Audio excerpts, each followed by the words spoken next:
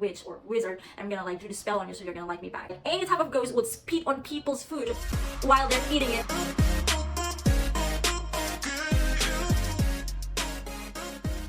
Hello, welcome to my random YouTube channel. Today we're gonna talk about 10 common things that you find in Indonesia. On previous video, I talked about stereotypes about Indonesia and mentioned about superstitions. So some of the things that I'm gonna talk about today, they have something related to superstitions and the culture and the belief that people, like Indonesian people have. So yeah, so without further ado, let's go to the video. Alright, so the first common thing that you find in Indonesia is Pawang Hujan.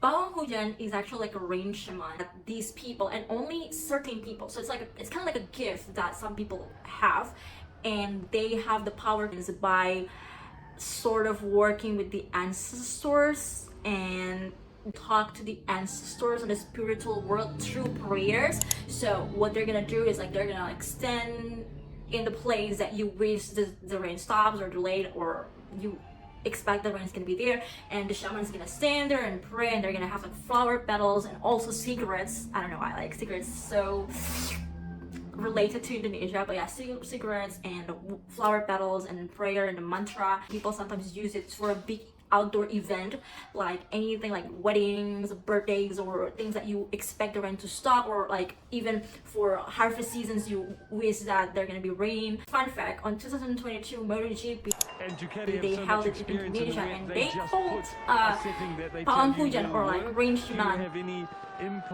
Number 2, witch or wizard. And yeah, until nowadays, like I'm telling you, this is something that I've witnessed myself, but it's really still a very common thing that people believe until nowadays. Another fun fact, actually, I had this guy back when I was in college, and he's like basically threatened me. He's like, if you say no one more time, I'm actually gonna go to witch or wizard, and I'm gonna like do the spell on you so you're gonna like me back, like you're gonna end up liking me. And I was like, as much as that actually really scared me, one thing for sure that I can tell you right now, you know for a fact, when I start liking you, that is not sincerely from me. You know it's from your witch, which, yeah, I hope you're happy with that for the rest of your life.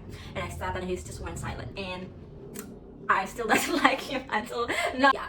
And another fun fact about this too, so my dad already passed away when I was 8 years old, right? And it was just all of a sudden, and actually we hired 5 specialists and nobody really can find what's the reason, like until nowadays, like we still don't know what's the cause of his death. But during those times, like everybody keeps telling our family that my dad passed away because of like a voodoo, like someone sent like black magic. Because actually at that time, if I'm not mistaken, my dad was like at his like peak season, you might say, like he's about to get promoted at his work and his business went well and yada yada and all that, which like I don't believe it, but that's what people say. And that's number 2. Isn't it crazy? Number 3, wearing jacket on summertime, which actually almost every year, like almost in the entire year, is always summer in Indonesia. But in Indonesia, people tend to want to have a light skin, like yeah, light skin. Like so, basically, my skin is considered ugly here. So when it's summer, when it's like the sun hits, you'll see it normally that people on the street will wear a jacket, like long sleeve and all that, like basically cover their body as much as like possible, because they don't want to get tan. They actually want to be light. The hotter the weather, the longer the sleeve, the thicker the clothes, because you try to cover yourself from getting direct sun, because you don't want to be tan. Yeah. All right, next, number 4, people here believe that you can use a voodoo, a black magic, to have a successful business.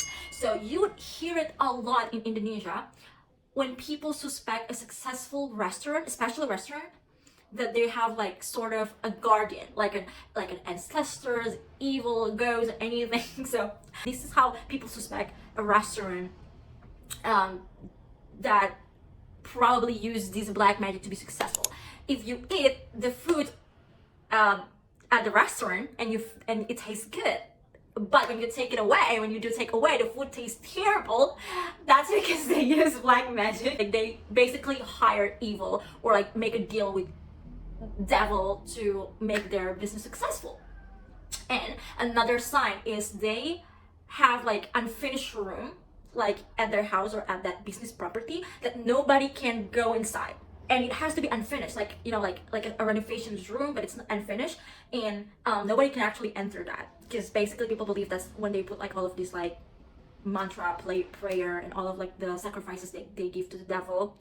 And it's crazy because like people believe the way how it works is like people say that, so like pocong is like a ghost, and there will be wrapped with a white fabric, and so it's either that or like a woman or like a kid or like any type of ghost would spit on people's food while they're eating it to make it delicious. That's how people believe it here. Have you heard that in other country? I don't know. I believe not. I'm telling you how common it is that people believe that. I am not kidding. I know some of the restaurants here that actually closed because the business went bankrupt because of that gossip. Like, so there's this like, it was a really successful restaurant. It's a chicken restaurant here in my place. I'm not gonna mention the name, but it was delicious. I personally actually really like it, and it got closed. And I just heard that people say that they use this voodoo black magic thing, and people just stop eating there. I mean, think about it. If you hear that your food that you're gonna eat at a restaurant that a ghost spit on it, would you still want to eat it or not? If you guys are true, if you guys do exist, please don't come at me, okay? I'm just like telling your existence. Okay, number five. This one is more like an ethic rather than superstitions all believe, but it's just like something that people strongly still hold until now, that you use your right hand on everything. This is probably like a little bit nasty explanations, but this is what it is. So the right hand is considered the polite hand, the clean hand, whilst the left hand is considered the dirty hand, because like when you're doing number two, you know what I'm saying, like number two, you cleaned it using your left hand. You use this for like a nasty thing, like number two. I don't know, not other nasty thing. That's the only nasty thing that I think, okay? So you do things on your right hand. So even nowadays I do that when you like give something to people, and I have to do it with my left hand because my right hand is like occupied at that moment. I was like, yeah, sorry, I'm using my left hand. Basically, yes, you can still use your left hand if only you don't have choice. Like your right hand is like occupied or full at that moment, you still can use your left hand, but mostly you use right hand. If not, like shaking hands, giving people something, pointing people or anything, like you use your right hand. My brother, he's left-handed, but he has like a weird situations. I don't know how it works, but one time he was at this like restaurant and he was eating using his left hand, and like someone, like an elder, came to him and like stopped him and basically was like, you do not use your left hand when you're eating. That's like very impolite. And I was like, I mean, he use it to eat himself, to feed himself. Like, why is it considered polite, like impolite? But that's how it is here. It's really not, anything is right. So yeah, that's number 5. Number 6, Jamu, or traditional herbal drink. Like, Jamu is like a lot of drinks and then you mix it. So it's like there's like a drink from galangal, there's drink from lemongrass, from ginger, from turmeric, from like a lot of mix. When I was like elementary school, I still see people sell Jamu nowadays. It's just not as much as it used to. It's not as popular as it used to. But I remember when I was elementary school, there's this like Jamu seller that would pass like using a motorcycle with a little stroller behind, and people are gonna stop, and usually the seller gonna stop in front of my house, and people from the neighbor will come and drink the Jamu. And actually like they mix it like different drinks, so it's like a lot of liquids, a lot of drinks, and it really depends on what you want. So I remember when I was a kid, like people will come and say like, I want a drink for having slim body, and then like the seller will like mix like galangal and turmeric and like brown sugar and everything, and people will say like, I want to like have like anything, like I want to have a clear skin. It depends on what you want, depends on like what type of effect you want. And like some people it was like, I want to like have a good stamina for doing that, you know what I'm saying? There's like a lot of mix of drinks, and it based on what you request, on what type of purpose you want, and they're gonna like mix it and drink based on that. So yeah, it's when I was a kid, I remember I want to be like a Jamu seller. It's like so cool. They're gonna like, what do you want? It's like, I want to be skinny, and the seller would like, and then like mix galangal and like brown sugar and turmeric. And my mom always forced me to drink that when I was a kid, and I hated it. I hated it so much. Number 7 is Masuk Angin. I don't know how to interpret this in English, but it's kind of like when you catch fever. But people believe, like, for example, because in Indonesia there are way many motorcycle like rider, and when you go in the evening, you're riding motorcycle and you don't wear jackets, basically like the wind, it's like the wind's gonna like blow and it's gonna go inside your body. That's like literal what it means, Masuk Angin means. And people do believe literally that winds like went inside your body. So I personally think it's a danger, which I'm gonna talk about next. What people do when they got Masuk Angin. Number 8 is Kerokan. So I explained about Masuk Angin at number 7. So when wind went inside your body and you will get this like fever symptoms, like when you catch a cold, you're gonna like literally scratch the back. It's like with coins or anything like yeah, like as firm as coin. You're gonna like let's say this is your back. It's like until it's all one red, and that's people do that to make the wind get out from your body. And the reasons why I feel like I would believe it, because like literally after people got this kerokan, after like they got their back got scratched after getting Masuk Angin, they're gonna either fart or burp, as if like the wind went outside the body. It's like getting out the body and they feel better. I also actually experienced that many times. Again, related to number 6 about Jamu. So there's also like a mix of drink that they're gonna make to make the wind go outside the body without the need of kerokan. But like people still do kerokan as the ninja way. It's like basically Masuk Angin, okay, kerok you and you're healed. Oh gosh, it's getting really hot here. Number 9, let's just finish this video. Number 9 is eating. The way of eating in Indonesia are diverse. In Indonesia we have so many ethnicities and we have a lot of different cultures too. We have hundreds of cultures, we have hundreds of ethnicity, and has its own habit, its own culture. So different places have different way of eating.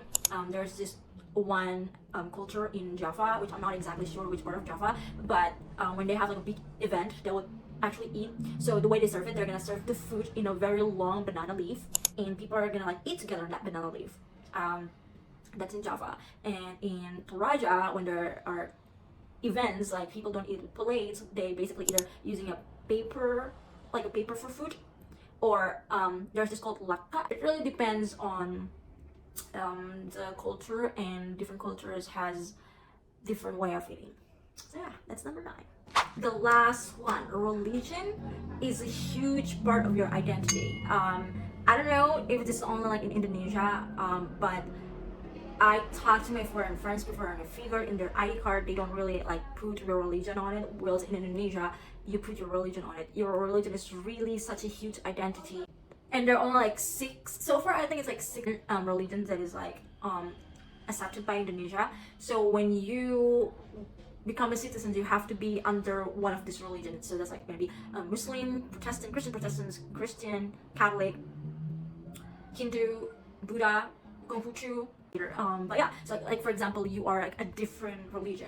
I remember there was someone I forget, it's like a religion like from India, and they moved to Indonesia and they had to make an ID. So in their ID, their religion is gonna be under Hindus, because it's like kind of like from the same source, like it's both from India. So yeah, they put it on the ID as Hindus. And yeah, so that's number 10. So that's it guys, video for today. That's the 10 common thing that you only find in Indonesia. I hope you guys like it. If you have any questions about the things that I explained today, please feel free to comment and ask me. I would like to answer you guys if I answer, and please tell me if you guys have any idea or anything you would like me to talk about, or you would like me to show you guys. Let me know and I'll try my best to make a video for it. Thank you so much for watching the video. I'll see you guys in the next one, and bye.